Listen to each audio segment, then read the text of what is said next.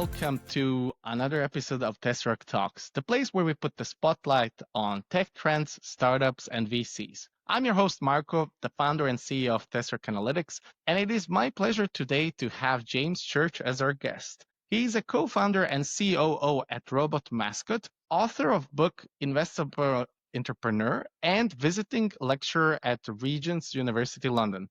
James, welcome. How are you? Hey, thanks for having me. Yeah, really pleased to be here. Yeah, our pleasure. And before we start, I have to show that I'm a proud owner of your book, The Investible Entrepreneur, which was #1 Amazon bestseller and was also the way that I first found out about you actually last year inside the book. Why don't we start by you first telling us a bit about your career background and then, of course, more about Robot Mascot and what type of companies do you help? So the floor is yours. Cool, thank you. Well, I mean, my career started in brand and design. That's kind of what I studied at uni, and that's where I kind of cut my teeth in the world of work, was in brand communication, brand building, advertising. That's where I met my co-founder, Nick. He founded Robot Mascot originally, but I met him working at agencies. We had a good creative relationship together. Yeah, he set up Robot Mascot initially as a brand communications agency. I joined him to help build that. And to cut a long story short, after about 3-4 years, we spotted this opportunity in startups where founders were really struggling to articulate their business idea and their business model to investors. And since my co-founder Nick, he coined the phrase the zombie stare. Like he was watching founders pitch to investors at these pitch events, and the investors had this blank, glazed over look, this kind of zombie stare. They didn't have any idea why this needed to exist, why it should get funding, any of those things.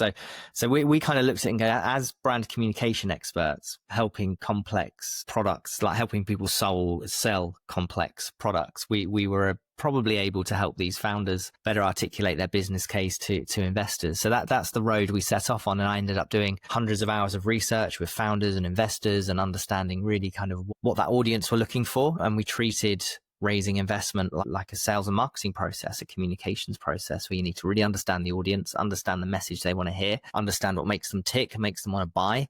And if you simply replace the idea that raising investment is a sales process, is you selling something of value, your shares, to an audience that want to buy them, i.e. investors, then you can use these same brand communication principles to better sell ideas into investors. And that's what we started doing and had great success with it. And then, after a few years of that, fully pivoted the business from a broad kind of brand communications agency into a specialist investor communications agency. And that's what we still do today. So Robot Mascot is an investment communications agency. We specialize in helping pre-seed, seed, Series A founders pitch for capital, and our clients have raised more than 200 million to date. They're 40 times more likely to secure funding, and we've won global awards along the way. And it's been a really fun and exciting journey. I love it, and that's one of the reasons why I started doing this. Hearing this kind of evolution from when you're along the way, you see opportunities and then have this success. And I also haven't heard for the zombie stare, which is amazing. I'm going to start using that term as well. And some stats, amazing stats you mentioned, like 40 times more likely to raise. That's very impressive. And we can touch upon that in a second. When you help prepare companies for this like fundraising journey, you help them create a lot of different fundraising assets, because you can't just show up without anything, like start talking and pitching. So can you maybe touch upon that and elaborate what type of fundraising assets would you help a startup that then will lead to convincing the investor? Yeah, so in my book, I talk broadly about 3 critical fundraising assets, and these 3 areas combined, what you need to be able to convince an investor. So the first is, of course, the pitch. You need a strong and compelling, engaging pitch that's short, concise, articulate, but kind of packs a punch, gets investors to take notice. And the way we like to think about this is you're not pitching for capital at this point. You're pitching for time. You're really trying to get the investor to invest their time in finding out more about you, not invest their capital. That comes later in the due diligence process. But right now, you're trying to just get the audience to take notice and want to spend more time with you finding out about your business. So we try to sort of work with our founders to kind of say, look, this is about pitching for time. Less is more. We find through the data of our own kind of outreach campaigns, the less information you have, the less slides you have, more time they actually spend on the deck. So it seems counterintuitive that if there's less content, they spend more time, but that's because it's more engaging, because they can understand it. They're absorbing the information more rather than just seeing walls of text and kind of just flicking through, hoping to kind of see something that they can hook into. So the pitch is really about making sure the structure and the content and the clarity is clear. That's kind of the first thing an investor's gonna want to see. And then they'll invest their time in finding out more, and they'll probably want to talk about the numbers in a bit more detail. They have to talk about the numbers. So the next asset is the projections, and the projections can be broken down into some key areas, but fundamentally you need a 5-year kind of month by month forecast of your sort of P&L, your cash flow, your balance sheet, really show that you understand the relationship between those two or those three kind of financial documents. As a founder, you're going to need to understand these things inside out as you grow a business. If you don't already know the difference between a P&L, a cash flow, a balance sheet, and how, when you apply that to your model and to your growth, how that affects your business, then it's something you really need to work on, because it's the fundamentals for any CEO, any business leader, is to understand those financial assets. We also talk about valuation in that space, like the valuation of the company, both now and in the future, what the potential future value could be, what the value is likely to be considered to be today by investors, and the relationship between those things, and how that delivers the return on investment investors are looking for. So again, it's less about showing huge high growth where you're sort of a unicorn by Christmas, but more kind of showing that you're a financially astute. You really understand the unit economics in your business, and how and the growth drivers, and how this changes as you change those things, how it changes performance in the business. That you're building something that's ambitious but also realistic. We're showing margins and metrics that would be appropriate for the size and scale of business you're looking to develop, and not kind of creating red flags for investors by kind of overestimating your margins, overestimating your growth, all of those sorts of things. So we talk a lot about the funding asset of projections. And then the final part is kind of the due diligence bit that sits behind that. Okay, so I know your vision, I understand your numbers, I think they're credible, they sound exciting, they can deliver me the sort of return I'm looking for, but how are you actually going to make that happen? Right? How do you actually make these numbers happen in reality? So now we need to talk about business models, business case implementation strategies. So we talking about a business plan. Some people call it an investment memo, whatever you want to call it. It's a formalized document that says, this is how we action a plan that's going to deliver the sort of growth that we've projected here in the model. Here's what we're spending our money on in the short term. Here's the stepping stones we're taking to achieve our first goal, at the end of this round of funding. These are the stepping stones we're going to take, and here's the results we'll have achieved. And then beyond that, what's our longer term growth strategy? How are we building and scaling this business? Are we taking the approach of Calendly, that's a multi-million-dollar business, by just doing one thing really well, which is booking an appointment in someone's diary? Or are we taking the approach of HubSpot, where we're going to launch loads of different service options? We're going to start as a CRM, but then we're going to offer automated sales messaging. We're going to start doing user support journeys. We're going to keep bolting on more and more products to expand the lifetime value of our customers. So many different growth strategies. Are we launching new markets? Are we doing some strategic acquisitions, new verticals? Like, what is the approach? How are we continually investing in this business to achieve growth, rather than just thinking I can build a thing and then just scale it, right? And just keep investing in marketing and keep making sales. It doesn't work like that. The idea that Apple could still be one of the most valuable companies on the planet while still selling the first version of the iPhone and not developing it year on year is obviously ludicrous. But so many founders just go, I've built my products.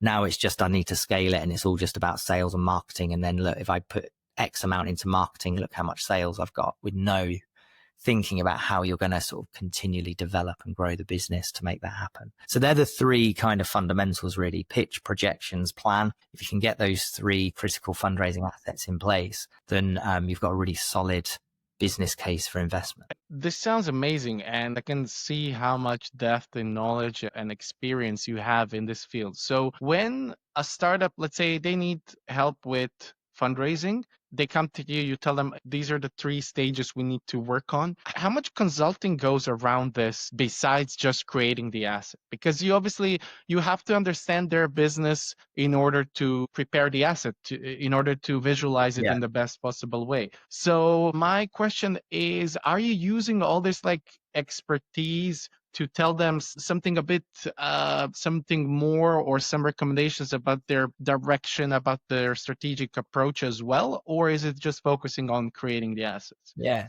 It's absolutely a hybrid approach. There's a few different flavors and levels of depth that founders go through depending on how they want the engagement to be. But there's, fundamentally there's a communications job, which is kind of draw all of this information out of their head and their notes on their phone and their Slack channels and kind of formalize these assets so they've got them. And that's more of a production job. But then there's also deeper consulting engagements where we will come in and we'll do one-to-one strategy sessions. We'll really understand the business where it is today and make much deeper strategic recommendations as to the direction and what's working, what's not working, helping them adjust their plans accordingly. In both versions, you're getting insight. Our team are so experienced. They're ex-investors, sort of investment analysts at major VCs and family offices. There's business strategists with corporate and startup experience. There's huge amounts of insight in our team. So regardless of which option, whether it's like the deep kind of strategy sessions where we get really involved, or it's more of a you hand over through an online platform we've created called Pitch Prep. You hand over your current thinking as we write the business plan. If we see something and we think that doesn't add up or that doesn't make sense or there's a better way of doing this, here's some examples of some successful founders we've worked with that have done it in a slightly different way.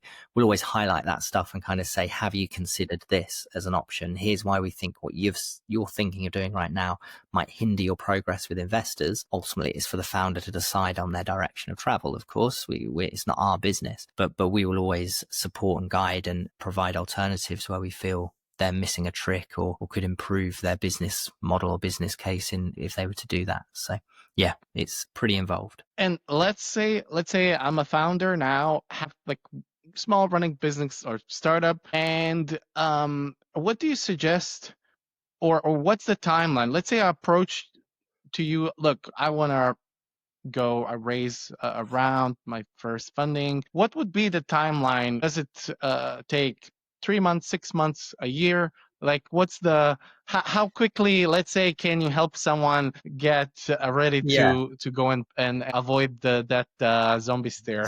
Yeah. A typical engagement with us is sort of 6 to 8 weeks of prep.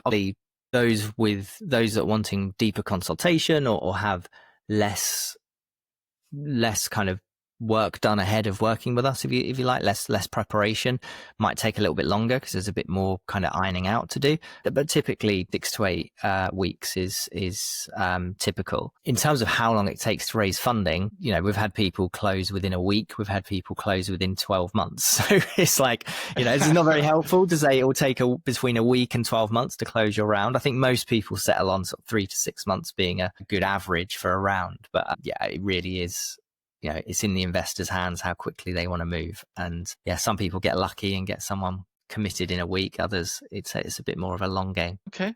So now let's jump into the Investible Entrepreneur. So tell us, what was the moment you decided, or what was the motivation? Okay, you know what? Let's write this. Let's put our thoughts and experience into this book, and then tell us what are, let's say, 3 key takeaways from it. Yeah. So I think that the moment came when I'd sort of completed a couple of years worth of real research with investors and founders, and to kind of create our formula, to create our approach at Robot Mascot as to how we were going to consistently deliver results for our clients and kind of complete this pivot from brand agency into investor communications agency. And once we'd sort of hit that point and gone, taken that research from the investors and kind of applied it to a number of startups, seeing the success it had. And we knew we had something quite special in terms of a formula, in terms of an approach that was very different, because we came from a branding background, didn't really know much about the world of investment. We kind of just saw that there was a problem that we felt we could solve, and we figured out how to solve it. So unlike a lot of the advice out there that was from a VC saying, here's what we're looking for, it was speaking the language of venture capital. It wasn't really speaking to founders. And actually what I found through the research is a lot of what VCs say they want or think they want when they express it in a post is very different to what they actually want and what they actually respond to. And so there was a clear communication barrier. Like VCs were saying, we want this. And actually we found that slightly different messaging or was cutting through. So they don't really know. But much like many customers of a product don't really know what they want. You have to sell in the features, and then they and explain the gap, and then they help them find the problem and realize that your solution is the answer to that problem. That's the way sales works. So we realized that was happening in the venture space, and the advice that founders were getting was often leading them down the wrong path.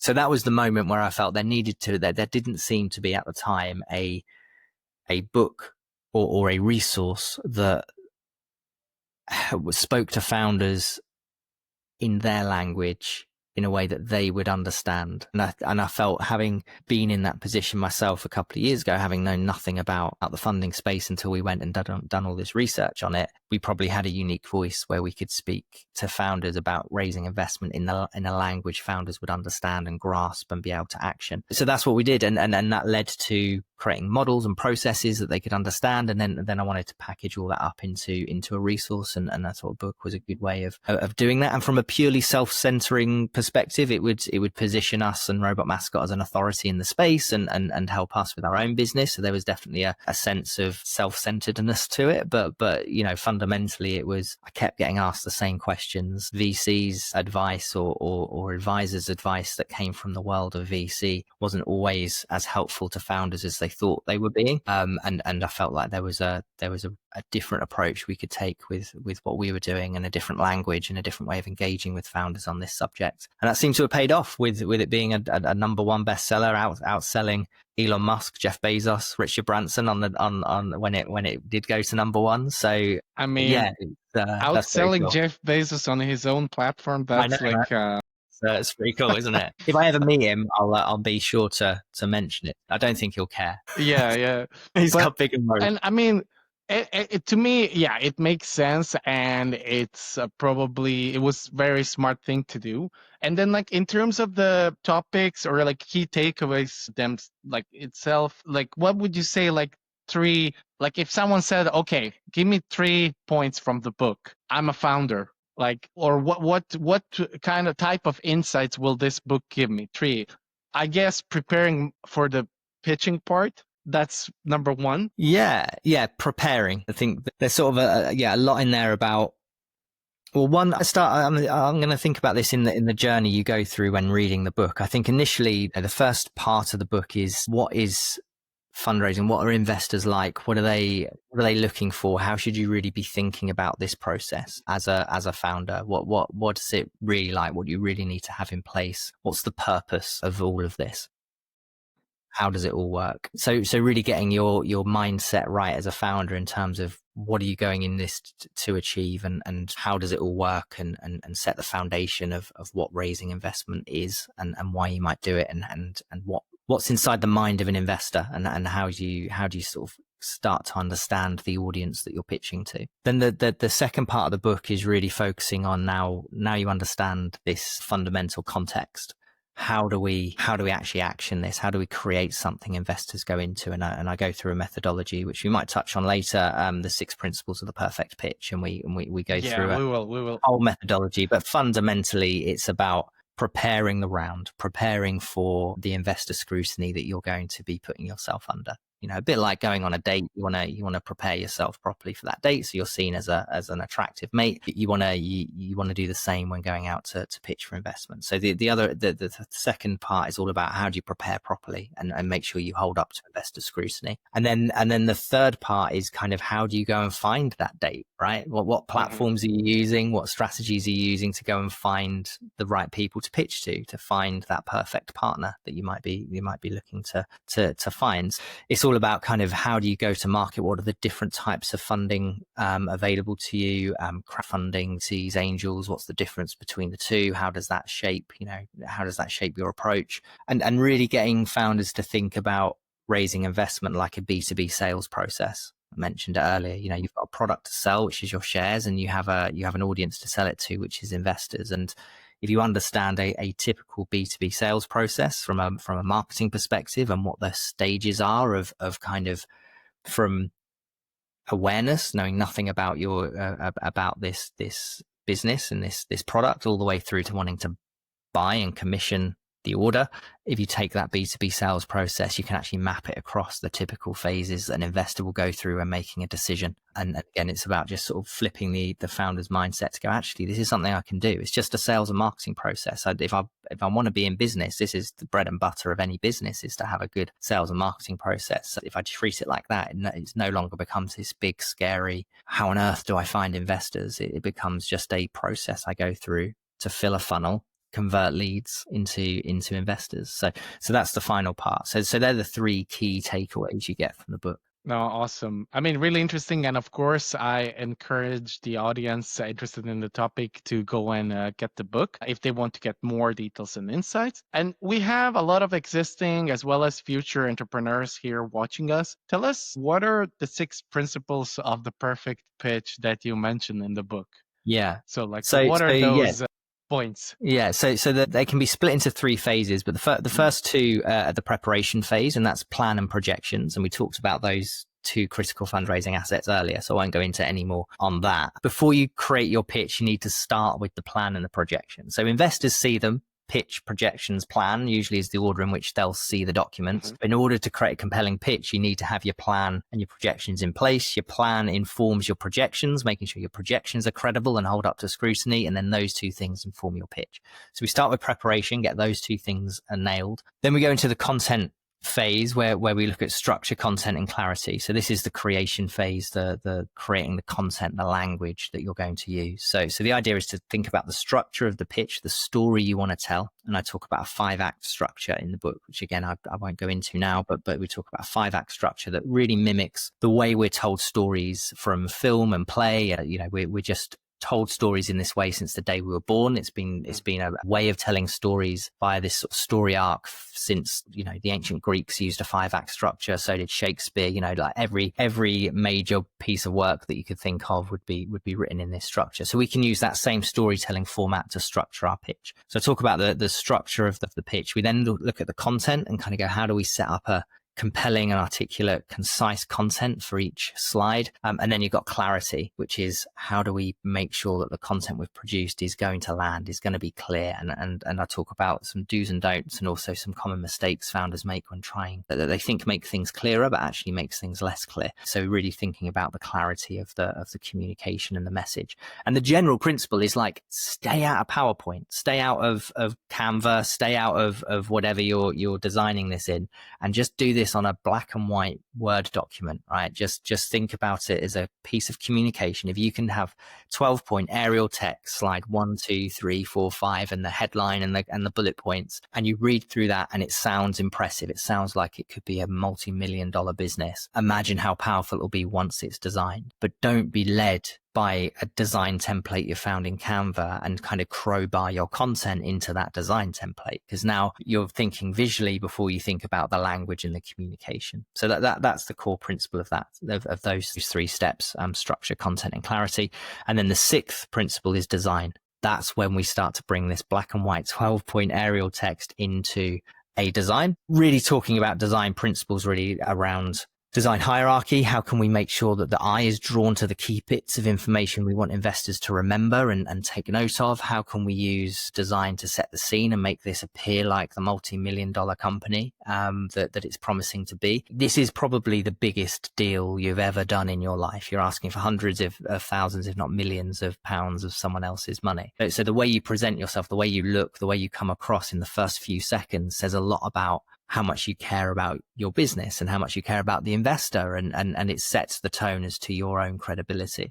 So imagine getting the same deck, but one looks terrible. It's like just sort of a standard black and white kind of slides with some horrible stock photography and nothing really going for it. And the other looks like a professionally designed brochure from a company from an incredible brand and company that looks like a multi-million-dollar business. You can have the same language in it, but the investor's going to look at the first one and go, this looks a bit shit. I suppose I better give it a go. It might be some gold there.